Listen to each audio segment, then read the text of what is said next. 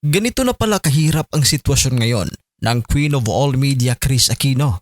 Ito na siya ngayon at ganito na siya kapayat. Tapusin ang video hanggang sa huli at sabay nating alamin ang kasalukuyan niyang sitwasyon. Pero kung bago pa kayo dito sa ating channel, mag-subscribe na at i-hit ang notification bell para updated kayo sa mga susunod nating mga videos. Nagsimula ang sakit ni Kris noong bandang 2018 nang una niyang isiwalat na mayroon siyang chronic spontaneous urticaria, isang rare at matinding allergy reaction na nagdudulot ng pamamantal at pangangati.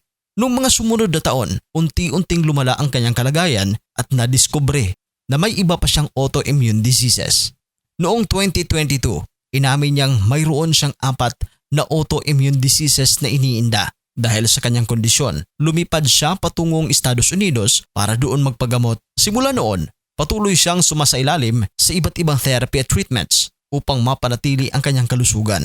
Sa kabila ng kanyang sakit, nananatili siyang matatag at lumalaban para sa kanyang pamilya, lalo na para sa kanyang mga anak. Ang mga sakit ni Kris Aquino ay nagmula sa mga autoimmune diseases na siyang sanhi ng patuloy na paglala ng kanyang kondisyon. Ang mga autoimmune diseases ay kondisyon kung saan ang mga immune system ng katawan ay mali ang pagtugon at tinatarget ang mga malusog na selula at tissue ng ating katawan. Ayon sa mga eksperto, ang mga autoimmune diseases ay maaring matrigger o mapalala ng iba't ibang factor tulad ng genetics, stress at environmental factors. Sa mga kaso tulad kay Kris, maaring magkinalaman ang kasaysayan ng pamilya at iba pa mga health conditions sa pagbuo ng mga sakit na ito. At kamakailan lang, binanggit ni Kris sa mga social media post ito na nakaranas siya ng lupus flare kung saan lumalala ang kanyang sintomas tulad ng mga pasa sa katawan, pamumula sa mukha at iba pang mga palatandaan ng pag-atake ng sakit. Ang lupus flare na ito ay nagpatuloy na mahigit 2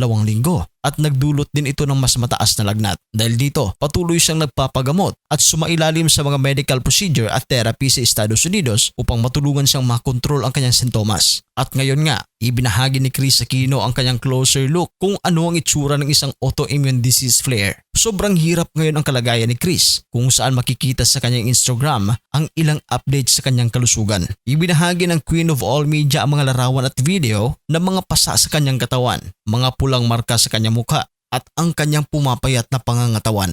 Sa isang clip, makikitang umabot sa mahigit 38 degrees Celsius ang kanyang lagnat. Ayon kay Kris Aquino, nagkakaranas siya ng lupus flare sa loob ng mahigit 2 linggo. Maririnig din sa kanyang reels ang background ng kantang Let It Be. Sobrang dami ang mga nalungkot ngayon sa sinapit ni Kris. Makikita ring inaakay siya ng kanyang anak na si Bimbi sa pagpapatayo hanggang sa kanyang paghiga.